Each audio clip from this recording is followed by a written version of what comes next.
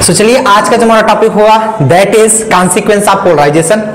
Polarisation कल हम बात कर रहे थे जिसमें हमने फजांस रूल के बारे में बताया हुआ था। जय हिंद आर्यन। फजांस रूल के बारे में बताया हुआ था, काफी अच्छी तरीके से बताया हुआ। अगर आपको ना समझ में आया हो या फिर आपको पढ़ना हो, अगर नहीं पढ़े हो तो पिछला लेक्चर जाकर पढ़ लेना। उसमें हमने फजांस रूल काफी अच्छी तरीके से कवर किया हुआ था और फजांस रूल के कुछ 4 पॉइंट्स थे जो कि डिपेंड कर रहे थे, पोलराइजेशन को इफेक्ट कर रहे थे एक प्रकार से। जैसे आपका आयन का चार्ज बात कर रहे थे, चाहे वो एनायन का चार्ज हो चाहे वो कैटायन का चार्ज हो, जितना ज्यादा चार्ज होगा उतना अच्छा पोलराइजेशन होगा, है ना। फिर हमने स्मॉल साइज ऑफ कैटायन पढ़ा था, ये डायरेक्टली प्रोपोर्शनल होता है पोलराइजेशन के। लार्ज साइज ऑफ एनायन पढ़ा था, वो डायरेक्टली प्रोपोर्शनल होता है आपके पोलराइजेशन के। फिर हमने नेचर ऑफ कैटायन पढ़ा हुआ था। अगर इनर्ट गैस के लिए बात की जाए तो 18 इलेक्ट्रॉन स्ट्रक्चर जो दिखाता है वो ज्यादा पोलराइज करता है, उसके पास पोलराइजिंग पावर ज्यादा होती है कंपेरेबल टू जिसके पास 8 इलेक्ट्रॉन स्ट्रक्चर होते हैं। तो ये सारी चीजें हमने पिछली क्लासेस में पढ़ी हुई थी। आज की क्लास में हम लोग क्या पढ़ने वाले हैं, कॉन्सिक्वेंस ऑफ पोलराइजेशन। तो हेडिंग लगा लेंगे कॉन्सिक्वेंस ऑफ पोलराइजेशन, हेडिंग लगाएंगे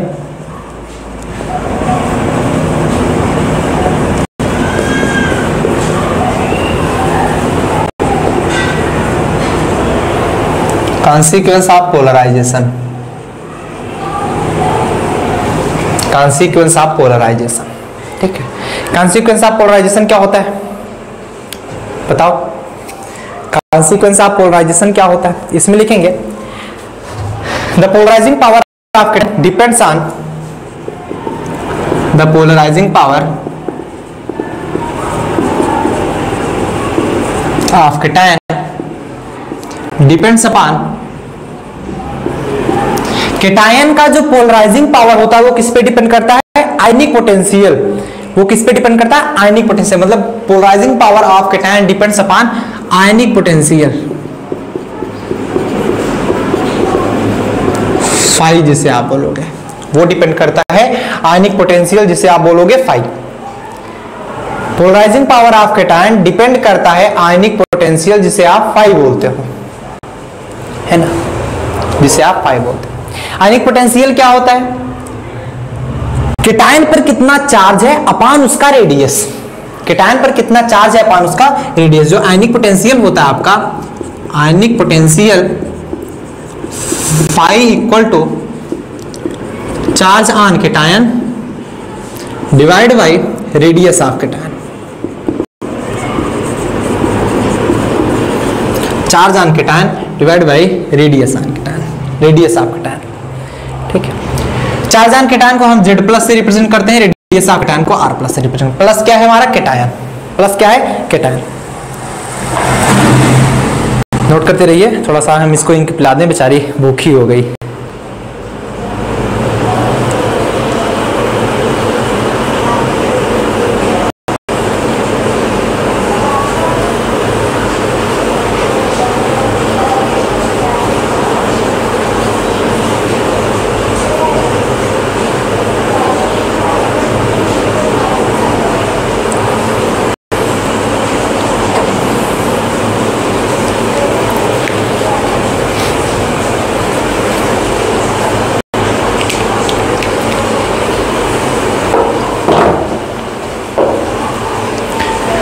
चलो बहुत बढ़िया, है ना। कहा जा रहा है क्या होता है कि आयनिक पोटेंशियल होता है चार्ज ऑन कैटायन, कैटायन पर कितना चार्ज है divide by radius of cation, radius of cation. Higher will be the value of phi, more will be its polarising power. जितनी ज्यादा वैल्यू होगी फाई की, जितनी ज्यादा वैल्यू होगी इसकी phi, higher is the value of ionic potential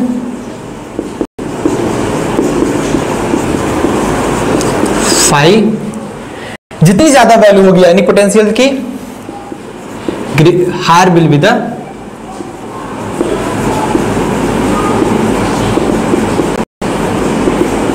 polarising power.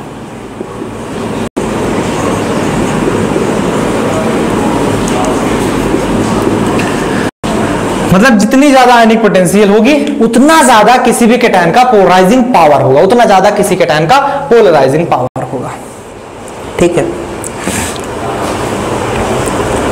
अगर किसी भी दो एलिमेंट के पास सेम आयनिक पोटेंशियल हो, किसी भी दो एलिमेंट के पास सेम आयनिक पोटेंशियल हो, तो हम कह सकते हैं उनकी केमिकल प्रॉपर्टी भी लगभग सेम होगी। If two elements have same ionic potential,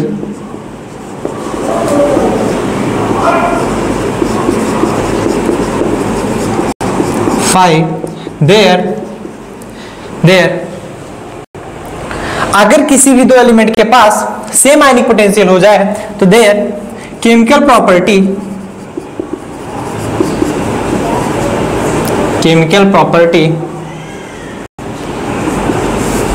also nearly similar,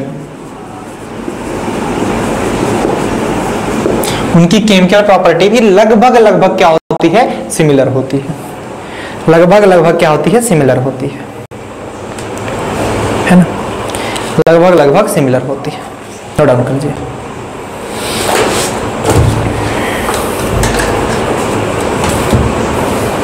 note down करिए फटाफट से, नोट डाउन हो जाए तो बता देना, नोट डाउन हो जाए तो बता देना। क्लियर है?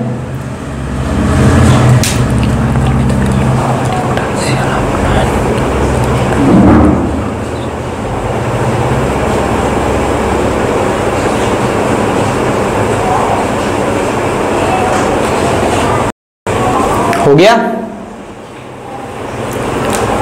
नोट कर लिए? हटाया जाए? अरे बताओ जल्दी। आर्यन, इशिका, भूमि, अंशिका, कंफर्म कराओ। क्या इतना समझ में आ गया? इतना समझ में आ गया? चल, covalent character in ionic bond लिखेंगे। पहला point, covalent character in ionic bond. Consequence में पहला पॉइंट लिखेंगे covalent character in ionic bond.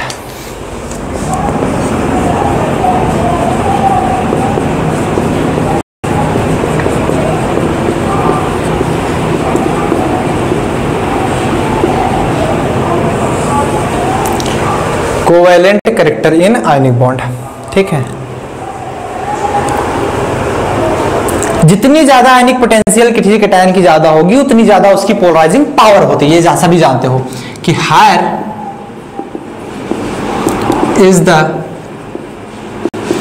Value of ionic potential phi, ionic potential phi,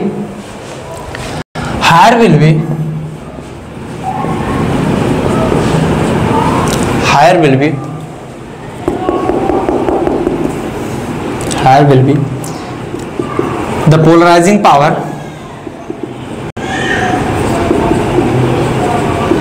of cation, ionic potential phi of cation, higher will be polarizing power of cation। and जब किसी cation की polarising power बढ़ती है तो इसका मतलब क्या बोलते हो आप? क्या बोलते हो आप? इसका मतलब ये कहते हो कि जब पोलराइजिंग पावर बढ़ रही है and polarisation also increases.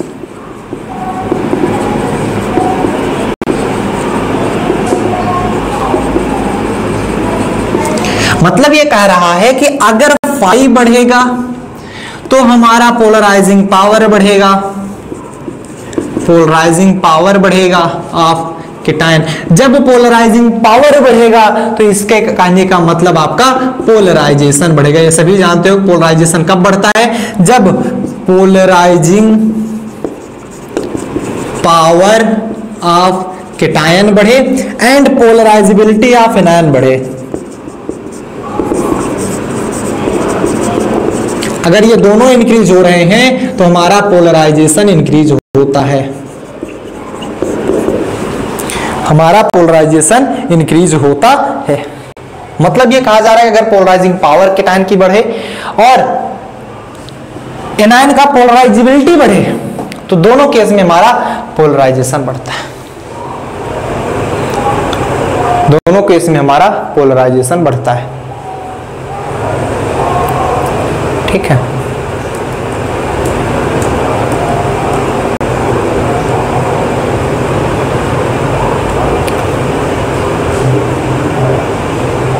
Note down करिए।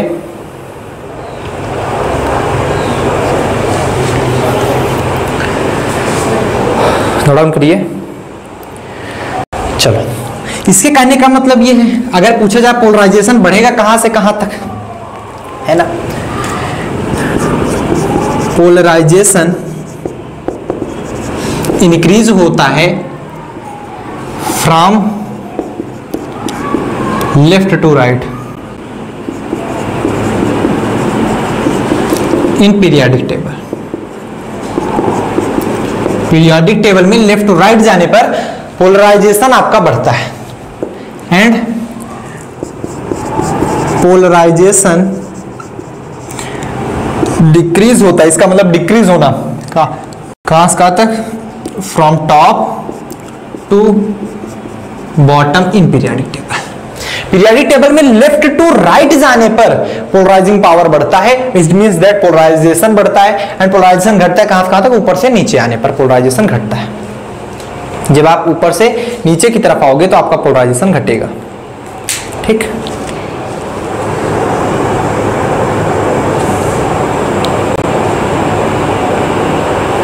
ऊपर से नीचे की तरफ आओगे तो पोलराइजेशन घटेगा।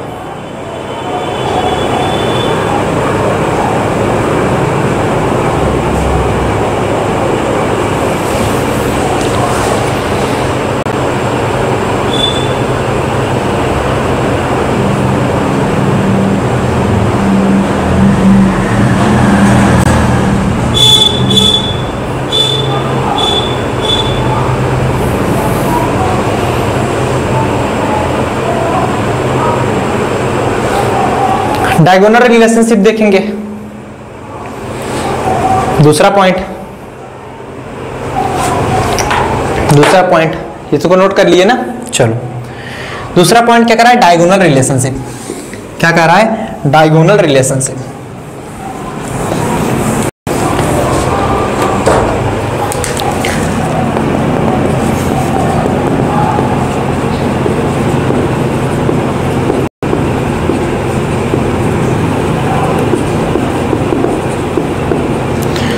डायगोनल रिलेशनशिप क्या कहता है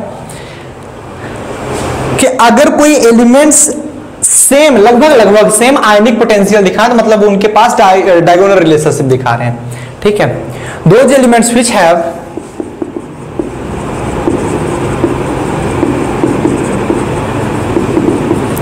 which have almost same ionic potential, ऐसे एलिमेंट जिनके पास लगभग सेम आयनिक पोटेंशियल होते हैं, सोज वो दिखाता है सो डायगोनल रिलेशनशिप।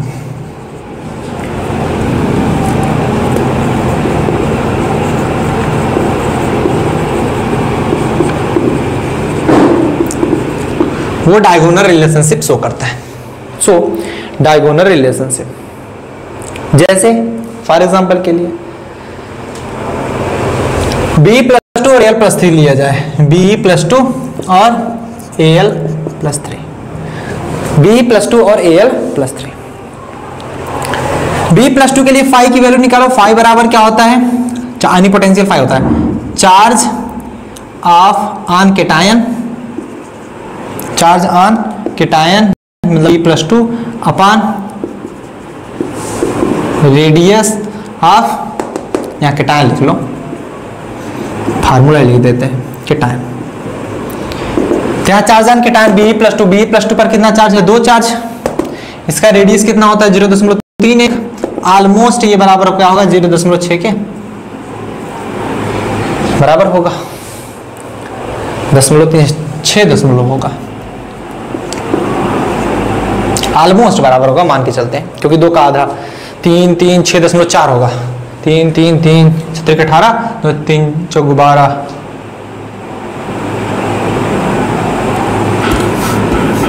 अगर उड़ा कर भाग कर दें ये देखो 3 6 18 19 20 3 6 18 6 6.6, लगभग 6.6 के बराबर होगा, ऑलमोस्ट, है ना। फिर अगर मैं बात करूं इसकी Al+3 की, इसका फाई कितना होता है, फाई कितना होता है, +3 चार्ज है और रेडियस कितना है इसका 0.50 होता है, तो ये होगा हमारा 6.0। तो दोनों की फाइल लगभग सेम है, तो क्या, क्योंकि 6.6 में बहुत बड़ा अंतर नहीं है, लगभग 0 है, तो सॉरी सेम है, इसलिए हम कह सकते हैं Be+2 एंड Al+3 शो दिखाया क्या, सिमिलर, सॉरी या फिर डायगोनल रिलेशनशिप बोल सकते हैं, डायगोनल रिलेशनशिप, नोट कर लीजिए। सो डायगोनल रिलेशनशिप,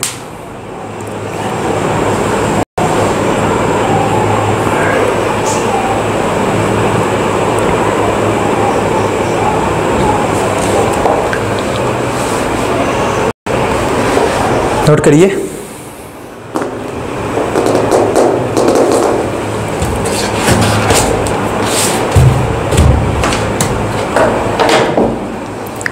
ठीक है, समझ में आ गया। अगला मेल्टिंग पॉइंट ऑफ कंपाउंड्स, तीसरा point melting points of compounds.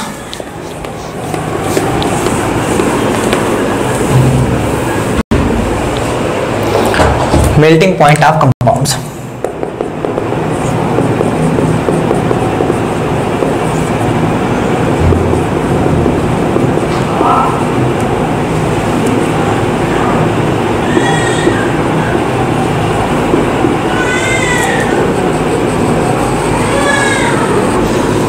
Melting point of compounds, compound का मेल्टिंग पॉइंट क्या होगा, मेल्टिंग पॉइंट ऑफ कंपाउंड।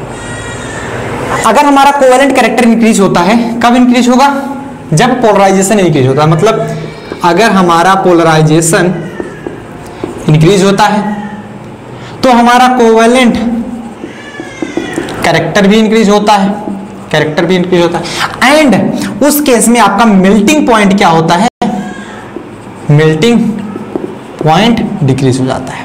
मतलब when polarisation increase covalent character also increase and melting point decreases, and melting point decreases. लिख लोगे इसको,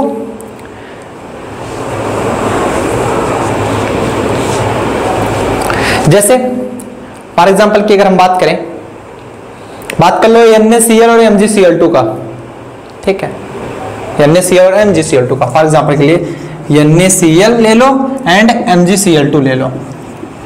इसमें से polarisation किसका ज्यादा होगा, पोलराइजेशन किसका ज्यादा होगा ये बताओ, इसका ज्यादा होगा MgCl2 का ना, क्योंकि अगर साइज देखो तो Mg और Na में बहुत बड़ा अंतर नहीं है, Na11 Mg12, Na11 Mg12 size में बहुत बड़ा अंतर नहीं है, बट चार्ज में बहुत बड़ा अंतर है। इस पे +1 चार्ज आता है, इस पे +2 चार्ज आता है, इस पे देखो +1 चार्ज आता है, इस पे आता है +2 चार्ज आता है। तो चार्ज जिसका ज्यादा वो उसका पोलराइजिंग पावर ज्यादा, तो पोलराइजेशन ये ऑर्डर ऑफ क्या है, order of polarisation.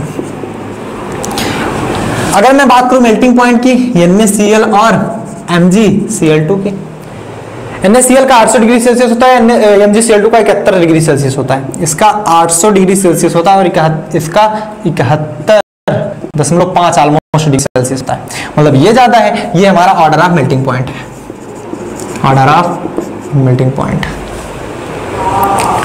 Order of melting point.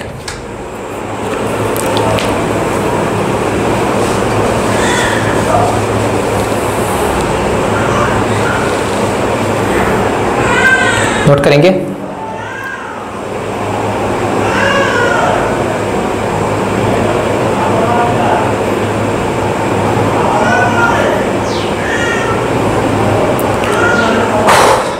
Note करेंगे, बातें आई समझ में।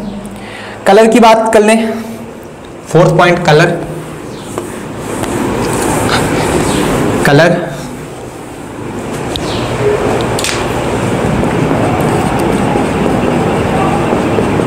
कलर क्या होगा, high value of polarisation is responsible for development of colour. Colour development में हाई वैल्यू ऑफ पोलराइजेशन क्या करता है, रिस्पॉन्सिबल होता है, ठीक है। High value of polarisation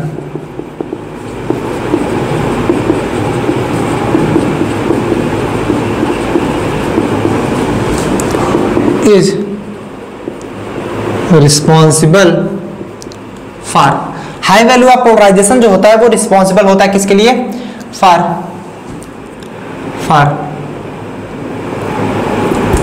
generating colour,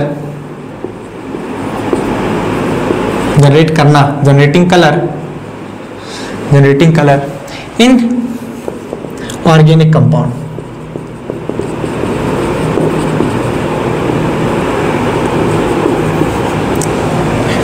ये इनऑर्गेनिक कंपाउंड ऐसा सोचना, ठीक है,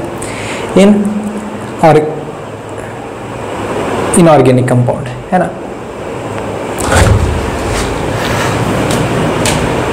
या ऐसे लिख सकते हैं, इन मॉलिक्यूल लिख दें या कंपाउंड लिख दें, सिंपल, इन कंपाउंड, ठीक, इन कंपाउंड।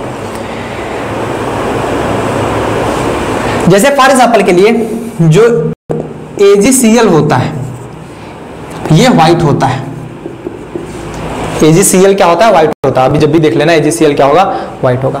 AgBr क्या होता है, AgBr हल्का पीला होता है, हल्का पीला, बहुत हल्का पीला, मतलब वो कलर चेंज हो रहा है उसका, व्हाइट से चेंज हो रहा है कलर। ऐसा क्यों हो रहा है, पोलराइजेशन किसका ज्यादा है, since size of Br minus, fluorine, chlorine, bromine, तब आयोडीन ना, size of Br minus is greater than chlorine minus. Br minus की जो साइज होती है वो क्लोरीन माइनस से काफी बड़ी होती है, हेंस जिसकी साइज बड़ी उसकी पोलराइजेबिलिटी ज्यादा, hence polarisability of bromine minus is greater, या हाई लिख सकते हैं, हाई, और जिसकी पोलराइजेबिलिटी ज्यादा तो मतलब पोलराइजेशन ज्यादा, and also polarisation of AgBr is greater than AgCl। इसलिए ये क्या है, कलर है, ये नॉर्मल व्हाइट ही है, ठीक। सर छोटा बच्चा रो रहा है ये बगल वाले फ्लैट में है ना, तो वो चिल्लाता रहता है बीच बीच में, क्या ही कर सकते हैं, छोटे बच्चे हैं। उतनी दूर की आवाज आ रही है, ये माइक कुछ ज्यादा ही पकड़ रहा है ना, हमको ऐसा लग रहा है कि इसकी आवाज कुछ ज्यादा ही दूर तक पकड़ रहा है। जब मैं बोलता हूँ शांत रहता नहीं तो आवाज काफी दूर तक कैच करता है। चलो कोई ना, बातें समझ में आ गई। Colour, high value of polarisation is responsible for generating colours in compound. AgCl हमारा व्हाइट होता है, AgBl हमारा येलो होता है। क्यों? क्योंकि इसका पोलराइजेशन ज्यादा होता है कंपेरेबल टू AgCl। अगर मैं बात करूं तो AgBr is greater than AgCl, यह है order of polarisation, order of polarisation, ठीक है।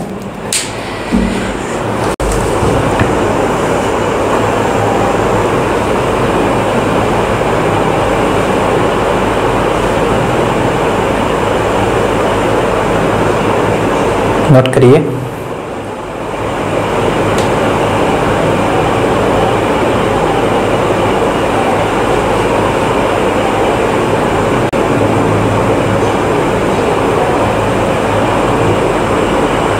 समझ आया? समझ आया यहां तक?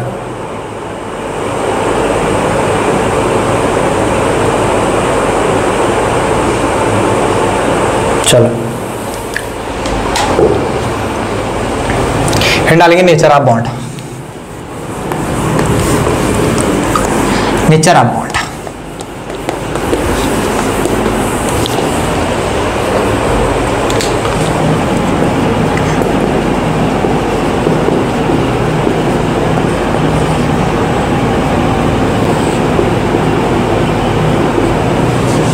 Nature of bond. AlF3 is ionic but AlCl3 is covalent. अगर मैं बात करूं AlF3 क्या होता है, आयनिक होता है, इज आयनिक, वाइल AlCl3 जो होता है इज कोवेलेंट। ऐसा क्यों? ऐसा क्यों? क्योंकि क्लोरीन, क्योंकि size of Cl minus is greater then fluorine, fluoride F minus. जिसकी साइज ज्यादा, अगर साइज ऑफ एनायन ज्यादा मतलब पोलराइजेबिलिटी ज्यादा, और पोलराइजेबिलिटी ज्यादा तो मतलब पोलराइजेशन ज्यादा।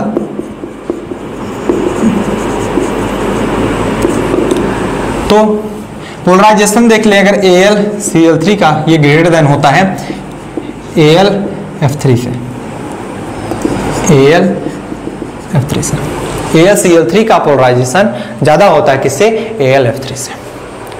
AlCl3 का पोलराइजेशन होता है ज्यादा AlF3 से। तो जिसका पोलराइजेशन ज्यादा उसमें कोवेलेंट कैरेक्टर आता जाता है, मैंने पहले बता दिया था। तो इसलिए क्या होता है, कोवेलेंट होता है, और ये हमारा आयनिक होता है, जिसका ये हमारा ऑर्डर ऑफ पोलराइजेशन है।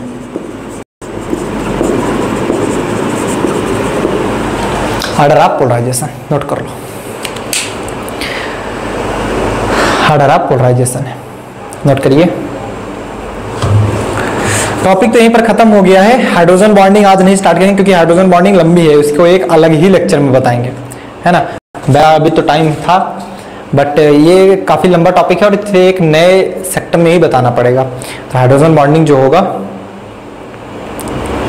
हाइड्रोजन बॉन्डिंग अलग होगा, इसमें हम कंडीशन फॉर हाइड्रोजन बॉन्डिंग पढ़ेंगे, टाइप्स ऑफ हाइड्रोजन बॉन्डिंग पढ़ेंगे, इफेक्ट ऑफ हाइड्रोजन बॉन्डिंग पढ़ेंगे। पूरा 1 घंटे का लेक्चर आराम से होगा ये। फिर उसके बाद लैटिस एनर्जी पढ़ेंगे। तो कल का हमारा टॉपिक होगा हाइड्रोजन बॉन्डिंग। कल तुम लोग कुछ पढ़ के आना, जो भी पढ़ाया जाता है ना उसको थोड़ा पहले पढ़ के आया करो। H बॉन्डिंग, उससे आपको समझने में भी आसानी रहती है और क्वेश्चन भी पूछने में तुम आसान रहोगे ना। क्वेश्चन क्या करोगे कि हाइड्रोजन बॉन्डिंग पढ़े, कुछ नहीं समझ में आ रहा सर ये कैसे होगा वो बता दीजिए, ठीक है। तो ये चीजें आपको काफी ज्यादा हेल्प करती है अगर आप पहले से कुछ टॉपिक पढ़े रहते हो। नहीं तो मैं जो बता रहा हूँ वही सुनते चले जाते हो। मुझे तो अच्छा लगता है जब स्टूडेंट पूछते हैं, आप पूछो तो सही, ठीक है। चलो 10-15 से आपकी क्लास कर दी जाए। अरे ना भाई, मैथ भी पढ़ाना है बॉस, आर्यन मैथ भी पढ़ाना है, मैथ ना पढ़ना क्या? एक टॉपिक अलग अलग रखेंगे ना, जैसे हाइड्रोजन बॉन्डिंग अलग पूरा टॉपिक ही चलेगा हाइड्रोजन बॉन्डिंग। कल तो टाइम ही नहीं मिला था, नहीं तो ये तो खत्म कर देते। वैसे भी काफी लंबी क्लास चल गई थी, नहीं तो ये तो कंप्लीट ही करने वाले थे हम। आधे घंटे और पढ़ा देते, कंप्लीट हो जाता। चलो ठीक है, कल हाइड्रोजन बॉन्डिंग पढ़ेंगे, इफेक्ट ऑफ हाइड्रोजन बॉन्डिंग, और उसके बाद लैटिस एनर्जी अलग एक सेक्टर में बनेगा, सॉल्वेशन एनर्जी अलग लेक्चर में बनेगा। तो यही सब है कि अलग अलग टॉपिक पढ़ाए जाएंगे। फिर हम एटॉमिक ऑर्बिटल पे चलेंगे, simple bonding theories of molecule, next chapter, ठीक है। अरे मैथ सॉरी फिजिक्स पढ़ना है ना ऋषिका, फिजिक्स पढ़ना है। मैथ तो सुबह, अब मैथ पहले चलेगी क्योंकि एक बच्ची है सोनम वर्मा, उसने मैथ का टॉपिक ले रखा है, सिर्फ मैथ। तो उसको ऐसा लगा कि उसका कॉलेज जाना होता है, तो कही कि सर मैथ पहले पढ़ा दीजिए। हम कहे ठीक है, मुझे क्या, पहले पढ़ा देते हैं, आपको भी पढ़ना ही है। किसी को अगर दिक्कत हो आगे पीछे करने से तो मैं फिजिक्स पहले पढ़ा दूं, मैथ के बाद फिजिक्स फिर केमिस्ट्री पढ़ा दूं, जैसे भी आप कहोगे मैं पढ़ा दूंगा, मुझे कोई दिक्कत नहीं, ठीक है। चलो ठीक है, फिर मैथ कितने बजे से रख दें? ओ फिजिक्स 10:30 बजे से कर दें, 10:30 से 11:30, है ना, ये ठीक रहेगा। मुझे भी जाना होता है। कितने बजे जाते हो? कितने बजे जाते हो?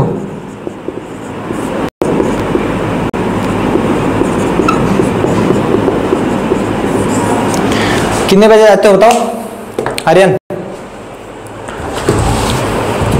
12 बजे जाते हो ना, तब कहाँ है जी? फिर तो टाइम सही है, 10:30 से 11:20 तक छोड़ देंगे, या 11:15 तक हो जाएगा, ठीक है। 10:30 से तुम्हारी क्लास लगेगी फिजिक्स की, ठीक। सभी लोग 10:30 बजे एकदम लाइव पे आ जाना, करेक्ट टाइम। चलो ठीक है, बाय बाय। आज की क्लास में किसी को प्रॉब्लम नहीं हुई ना? बहुत बढ़िया।